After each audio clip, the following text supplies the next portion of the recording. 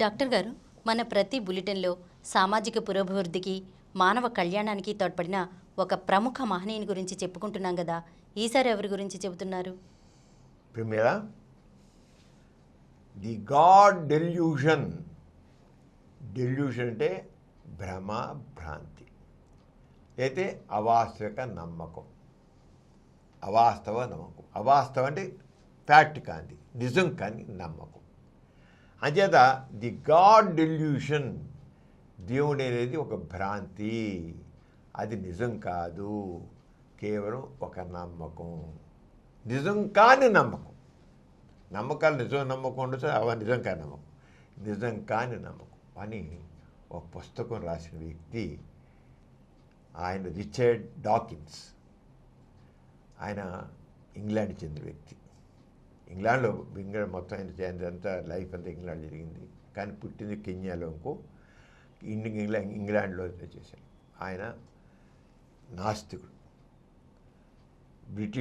బ్రిటన్కి చెందిన నాస్తికుడైన, ఇంగ్లాండ్కి చెందిన నాస్తికుడైన ఆయన పుస్తకం రాశాడు 2006లో, ది గాడ్ డెల్యూషన్. అది పెద్ద చర్చకి దాటేసింది. డిస్కస్ ఏంటి ఇలా. ఆయన మరి ఆయన పెద్ద సైంటిస్ట్ కూడా. ఆయన రిచర్డ్ డాకిన్స్ పెద్ద జువాలజీకి సంబంధించిన సైంటిస్ట్, అయిన జంతు శాస్త్రానికి సైంటిస్ట్. ఆయన రాసిన పుస్తకం రాసినకల్లా ఇంక మతమాములకు సంబంధించిన అందరూ కూడాను అయిపోయారు. ఏంటి ఇంతేగానంటే దేవుడు అన్నాడు భ్రమ, భ్రాంతి, ఇది కేవలం పెద్ద అబద్ధం అంటున్నాడు ఏంటి అని ఆయన పెద్ద కల్లోలం వచ్చింది. కల్లోలం. ఆయన పైగా ఎంత చేసేది అంతాను, ఈ మతం అనేది మూఢనమ్మకాలను పెంచుతుంది, మతం అనేది మూఢనమ్మకాలను పెంచుతుంది, అసలు ఆలోచింపకుండా చేస్తుంది. అసలు మతం మీద కూడా దండాలు చేశాడు. దేవుడి మీదే కాదు, దేవుడు అబద్ధమే కాదు, దేవుడు భ్రమభ్రాంతనే కాదు, మతాన్ని కూడా చీల్చి దండాలు చేశాడు. ఏవాడు ఏ మాత్రం నీ చంపేస్తా ఉన్నారు, నరికేస్తా ఉన్నారు, ఏం లేదు, నేను చెప్పేది ఏ మాత్రం బయలు లొంగలేదు. ఆయన రిచర్డ్ డాకిన్స్ గురించి ఇవాళ మనం కాస్త విషయాలు తెలుసుకున్నాం. అంటే ప్రపంచంలో మనం తీసుకున్నట్లయితే సైంటిస్టులు ఉన్నవాళ్ళు, ముఖ్యంగా విదేశాల్లో ఉన్న సైంటిస్టులు సైన్స్ని రియల్గా అర్థం చేసుకున్నారు. వాళ్ళు సైన్స్ గురించి మాట్లాడుతూ సైన్స్ ఏదైనా సరే ఎవిడెన్స్ బేస్డ్, ఫ్యాక్ట్ బేస్డ్, ఏదైనా నిర్ధారణకు నిలవాలి. నిర్ధారణకు నిలిచిందే సత్యము. తక్కినంత కేవలం ఆలోచన కేవలం ఒక ఆలోచన అంతే, అది నిజం కాదు. ఎందుకు నిజం మీరు దానికోసం ఇదైపోతారు? దాన్ని ఊరికే నమ్మేసి బ్లైండ్గా ఎందుకు ఉండిపోతారు? మీ ఆలోచన సరే, ఆలోచన దాన్ని పరిశీలించండి, అంతేగాని ఎందుకు ఆగిపోతారు? అది ఒక ఆలోచన, దాన్ని అది నిజమా కాదా, అది కరెక్ట్ అవునా కాదని నిర్ధారణ చేసుకోవాలి. ఈ దేవుడు అనే దగ్గర వచ్చినకల్లా మనిషి నిర్ధారణ చేసుకోడు, నిజమని నమ్మేస్తాడు. అదొక ఆలోచనే, అది వాస్తవం కాదు, అది ఫ్యాక్ట్ కాదు. సరే ఫ్యాక్ట్ అంటావు, ప్రూవ్ చెయ్యి, నా ప్రయత్నం చేసి చూపించు. ఊరికి కథలు చెప్పడం కాదు. అందుకని ఆయన అదే చెప్పాడు. అంటే సైంటిస్ట్ అన్నవాడు ఇప్పుడు కూడా ముందు ఏదైనా సరే హైపోథసిసే ఉంటుంది. సైన్స్ ఎప్పుడు హైపోథసిస్, ఇలా చేయొచ్చు అలా చేయొచ్చు అంటాడు. దాంతో కొన్ని సైన్స్ చేసి ప్రయోగాలు చేసి దాని ద్వారా ఒక తెలిసి నిర్ధారణ తెలుస్తాడు. అంచేత మనం తీసుకున్నట్టు విదేశాల్లో ఉన్న నాస్తికులు సైంటిస్టులు ఇస్తే చాలామంది సైంటిస్టులు వాళ్ళ సైన్స్కి వాళ్ళు కట్టుబడి ఉండి సైన్స్ ప్రకారంగా ఇది తప్పని ధైర్యం ఎక్కువ మంది సైంటిస్టులు మన ఫారిన్ చూస్తుంటే. కానీ మన భారతదేశం సైంటిస్టులు ఉన్నారే, ఒక పక్కేమో ల్యాబొరేటరీలో సైన్స్ ప్రయోగాలు చేస్తారు, బయటకు వచ్చి మళ్ళీ దేవుడికి భజన చేస్తారు. ఎలాగ అంటే వాళ్ళు చదువుకి దీనికి ఉన్నారు. ఒక పక్క పుస్తకాల్లో చదువుతారు, పాఠాలు చెబుతారు, సూర్యగ్రహణం వస్తే ఇలా వస్తుంది, చంద్రగ్రహణం వస్తే చెబుతారు, మరి చంద్రగ్రహణంలో ఇంట్లో కూర్చుని రాహు కేతువులు అంటూ ఏం లేదు. మన దగ్గర సైంటిస్టులు అంతే కదా. ఈ రిచర్డ్ డాకిన్స్ సైంటిస్ట్ వాడు ఎలా అంటే సైంటిస్ట్ని వాడు సైంటిస్ట్గానే ఉండాలి, వాడు సైన్స్ని వాడు జాగ్రత్తగా ఆచరణ చూపించాలి సైంటిస్ట్, లేకపోతే సైంటిస్ట్ కాదు వాడు. వాడు మూర్ఖుడి కిందే లెక్క, చదువుకున్న మూర్ఖుడు అవుతాడు. అంటే రిచర్డ్ డాకిన్స్ ఆ రంగా ఈయన 1941 మార్చి 26న కెన్యాలోని నైరోబీలో జన్మించారు. ఆయన వాళ్ళ నాన్నగారేమో కెన్యాలో బ్రిటిష్ దాంట్లో కెన్యా కూడా బ్రిటిష్ పాలన ఉండేది ఒకనప్పుడు, బ్రిటిష్లో ఉండేది. అక్కడ నాన్నగారిని ఆయన వ్యవసాయ డిపార్ట్మెంట్లో పనిచేసేవాడు. ఈ ఎవరు రిచర్డ్ డాకిన్స్ తండ్రి. ఆయన కెన్యా కూడా బ్రిటిష్ పాలన ఉండే కదా, అక్కడి నుంచి ఆయన్ని బ్రిటిష్ ఇంగ్లాండ్కి ట్రాన్స్ఫర్ చేశారు. కెన్యా నుంచి ఇంగ్లాండ్ ట్రాన్స్ఫర్ చేశారు. అక్కడి నుంచి చిన్నతనం అంతా ఇంగ్లాండ్లో జరిగింది. కెన్యాలో పుట్టిన ఇంగ్లాండ్లోనే పెరిగాడు ఆయన. ఆయన చిన్నప్పటి నుంచి ఈ నేచర్ ఏంటి, ఈ నక్షత్రాలు ఏంటి, ఈ జంతువులు ఏంటి, ఈ చెట్లు ఏంటి, పెద్దాన్ని పరిశీలించడం, ప్రశ్నించడం, పరీక్షించడం, పెద్దాన్ని ఈ నేచర్ అనమాట. వాళ్ళ జీవులు ప్రతి జంతువు గురించి ఇదేంటి, ఇది ఇలా ఎందుకుండి, అది అలా ఎందుకుండి, ఈ జీవి ఈ ఎక్కన జీవి ఏంటి, ఊగిన జీవి ఏంటి అని ప్రతిదాన్ని అయినా పరిశీలనగా చూడడం. ఏంటి ఈ వేరియేషన్స్ జంతువుల మధ్య మనుషుల మధ్య ఈ రకమైన వేరియేషన్స్ ఎందుకున్నాయి, ఈ తేడాలు ఎందుకున్నాయి, ఎలా వచ్చాయి, ఎందుకున్నాయితో అయిపోలా, ఎలా వచ్చాయి, సైంటిస్ట్ ఎప్పుడు ఎలా కలిసారు, ఎలా వచ్చాయి, దాన్ని ఏంటి అసలు మూలం ఏంటి, అసలు ఎక్కడ అవుతోంది, ఇదంతా ఏ రంగా జరుగుతోంది అని చిన్నప్పటి నుంచి ఆలోచించాడు. ఎందుకు వచ్చింది, ఎప్పుడైతే చిన్నతనంలో పిల్లలకి జిజ్ఞాస కలిగిస్తామో తెలుసుకోవడానికి. అంత దైవ సృష్టిలేరా, దేవుడు పుట్టించాలేరా, దేవుడు జంతువులు పుట్టించాలేరా, దేవుడు మనిషిని పుట్టించాలేరా అని చిన్నప్పుడు మన దేశం చంపేస్తాం మనుషులు. మనం ఆ జిజ్ఞాసని చంపేస్తాం మన దేశంలో. అదే నీకు తక్కిన చోట్ల జిజ్ఞాసను చంపడం ఉండదు. తెలుసుకో అడుగు, నీకు అనుమానం వచ్చాయి కదా, నాకు తెలియదు కానీ నువ్వు తెలుసుకో, పరిచయం అది కావాలి. అంటే ఫారిన్ కంట్రీస్లో కూడా ఈ మూఢత్వం చాలా ఉంది, లేకపోలేదు, అన్ని దేశాలు అన్ని చోట్ల ఉంది.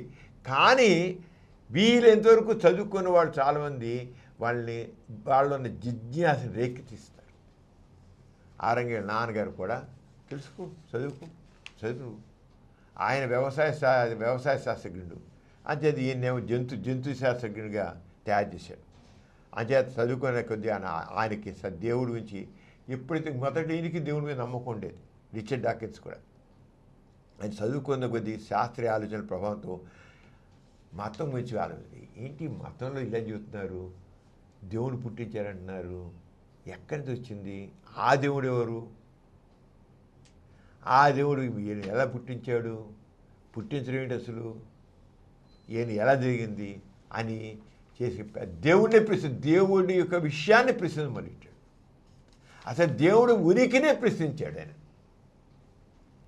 చూడు, చిన్న పిల్లవాడు అంటే అతనిలో ఉన్న జిజ్ఞాస దేవుడు యొక్క ఉనికినే ప్రశ్నించే స్థితికి వెళ్ళింది.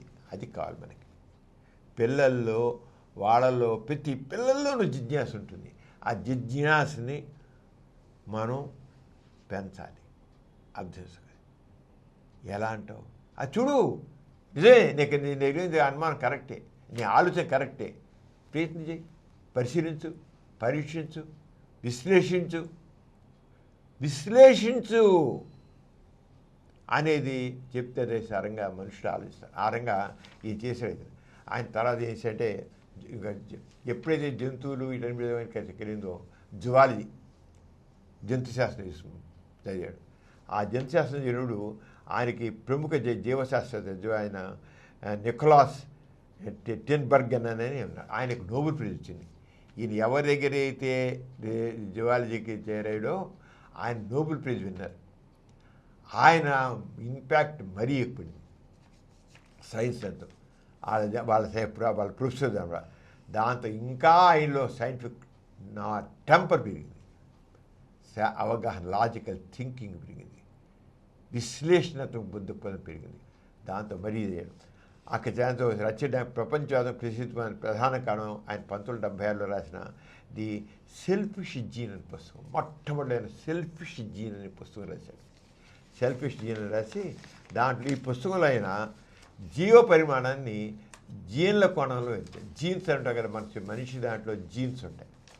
మనం మన జీన్, మనకు సెల్ అంటాం, ఆ సెల్లో క్రోమోజోమ్స్ అంటాం, క్రోమోజోమ్లో జీన్స్ ఉంటాం. ప్రతి కణంలో కూడా ప్రతి సెల్లో కూడా దాదాపు 1,00,000 దాకా జీన్స్ ఉంటాయి. ఈ జీన్సే మనకు మొత్తం అంతా కూడా మన శరీరం మన భౌతిక రూపం రావడం కానీ ఇంకోటి కానీ జీన్సే. ఒక జీన్ ఒకదాన్ని రిప్రజెంట్ చేస్తుంది. దీంట్లో మ్యుటేషన్స్, ప్రతిదీ మ్యుటేషన్స్ తెగ జరుగుతుంటాయి. ఆ మ్యుటేషన్స్ వల్ల కొత్తగా వస్తాయి, కొత్తగా జీవుల ఆవిర్భావం అవుతుంటాయి. ఈ మ్యుటేషన్స్ ఎక్కువ చోట్ల జరుగుతుంటాయి అన్నమాట. అంచేత ఆయన వచ్చేసి మొట్టమొదటిలో సెల్ఫిష్ జీన్ అని పుస్తకం రాసే అది జనాల్లో బాగా విస్తృతంగా వెళ్ళి అందరినీ బాగా ఆలోచించేసింది. ఇది సెల్ఫిష్. ఆయన చెప్పిన ముఖ్యాంశాలు ఏంటంటే జీవ పరిణామంలో ప్రధాన పాత్ర జీన్లదే. ఇన్ని రకాల జీవులు వచ్చాయి ఈ సమాజం. వీటన్నిటికీ మూల కారణం అంటే జీన్స్. ఇలాగే జంతువులు ఉన్నాయి, రకరకాల జీన్స్ ఉంటే రకరకాల జీన్ల యొక్క ప్రాముఖ్యత ఉంది. అలాగే మనుషులు జంతువులు జీన్లకు వాహనాలు లాంటివి. మనుషుల జీన్ల ముఖ్యంగా అన్నివను జీన్లే ఉన్నాయి. దాంట్లో ఆ జీన్ల ద్వారానే వీళ్ళందరూ తయారయ్యారు. అంటే జీన్ ముఖ్యం. మనం మనిషి ఒక ఆకారంగా చూస్తున్నాం, మనిషి చేసే పనిని చూస్తున్నాం, మనిషి యొక్క వ్యవహారం చూస్తున్నాం. ఇదంతా దేని ప్రకారం జరుగుతుంది? జీన్స్ ప్రకారం జరుగుతున్నాయి, జన్యువుల ప్రకారం జరుగుతున్నాయి. అంచేత ఈ జన్యువుల మూలం, మనిషి చేసే పెద్దానికి జన్యువుల మూలం. అంటే నువ్వు మూలాన్ని గుర్తించు, జన్యువుల ద్వారా జరుగుతోంది. అదే సహజ ఎంపిక, న్యాచురల్ సెలక్షన్ ద్వారా జీవులు అభివృద్ధి చెందుతాయి.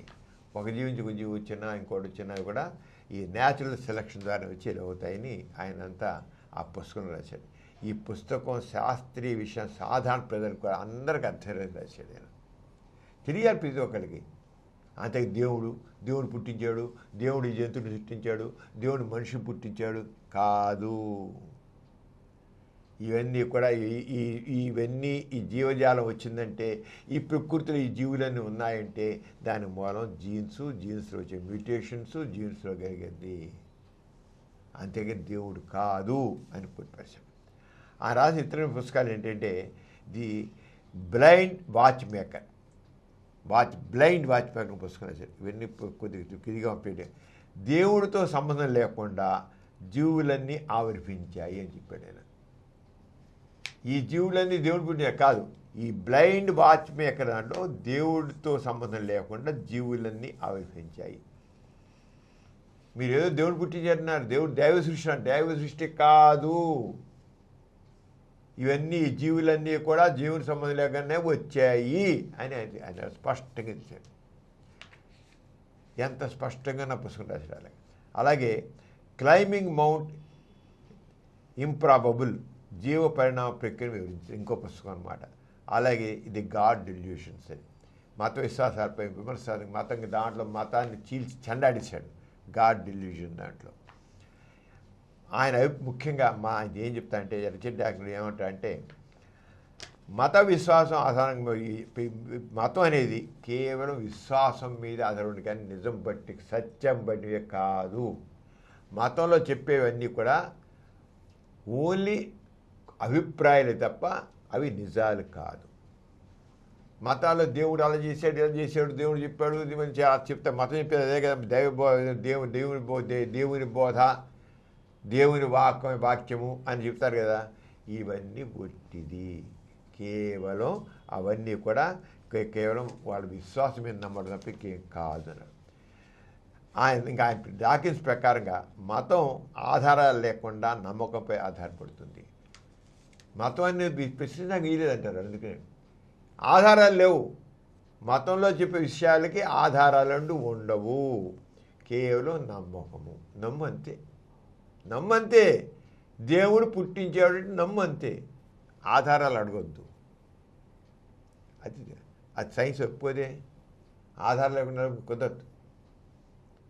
అదేం చేశాడు, మతంలో చెప్పేవన్నీ కూడా ఆధారాలు లేకుండా చెప్పేవే కానీ ఇంకేం కాదు. ఆధారాలు లేకుండా చెప్పేది నువ్వు ఎలా నమ్ముతావయ్యా?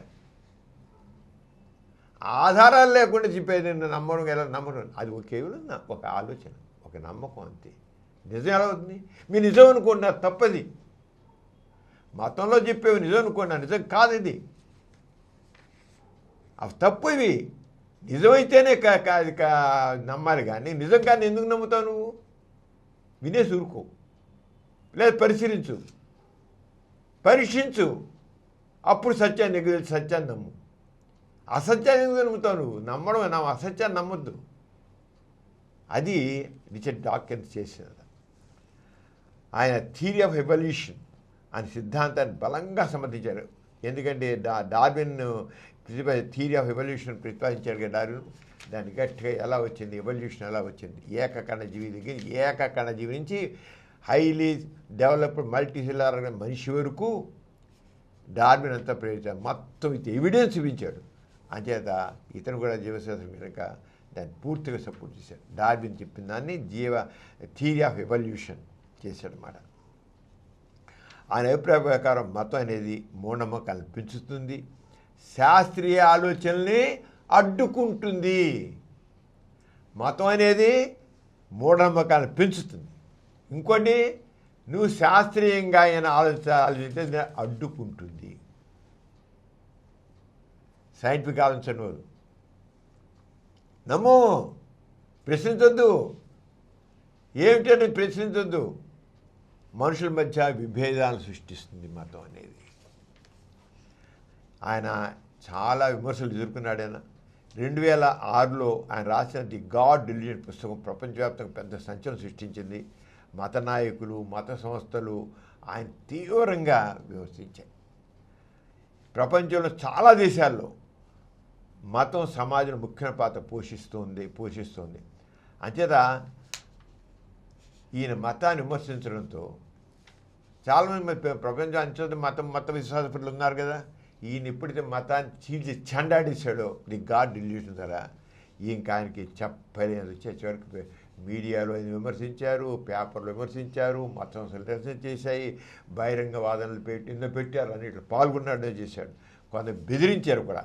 నువ్వు ఇంకా కొంతమంది మత తీవ్రవాదులు అయితే ఆయన చంపేస్తాను కూడా బెదిరించారు. అయినా ఆయన తన అభిప్రాయాన్ని మార్చుకోలేదు.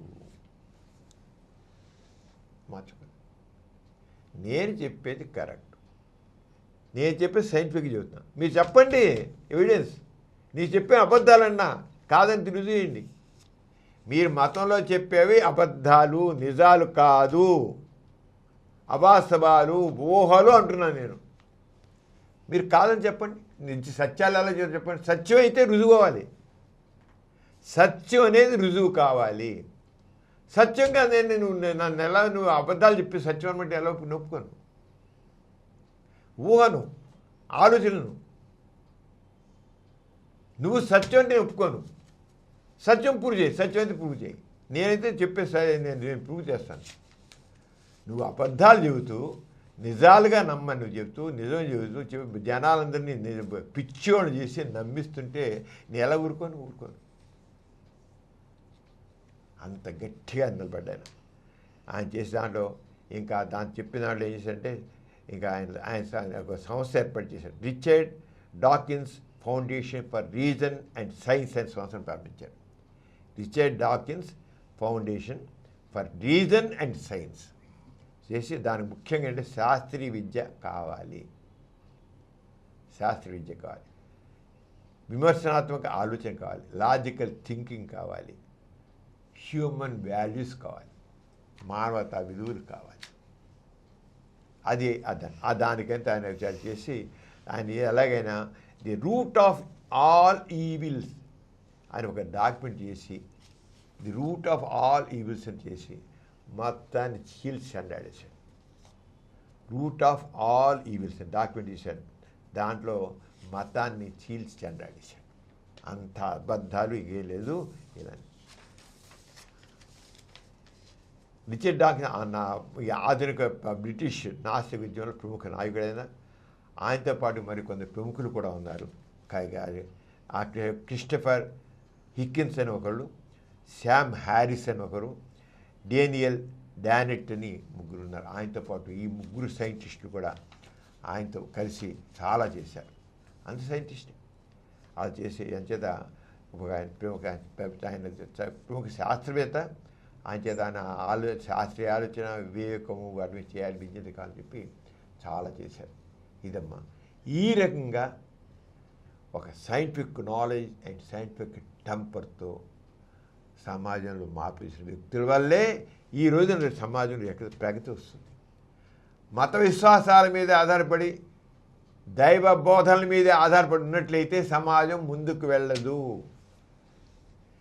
సైన్స్ ఎప్పుడైతే మొదలైందో, సైంటిఫిక్ థింకింగ్ కానీ లేదా ఈ సాంకేతిక యుగం ఇప్పుడు మొదలైందో, ఆ సాంకేతిక యుగం మొదలైన తర్వాతే సైన్స్ దీనివల్లే సమాజ ప్రగతి వచ్చింది. శతాబ్దాల పాటు మత విశ్వాసాల్లో ఉన్నబట్టి సమాజం ముందుకు వెళ్ళలేదు. సైన్స్ గురించి అది సూర్యుడు కూడా ఒక నక్షత్రం అన్నందుకు మరి న్యూటన్ని చంపేసి,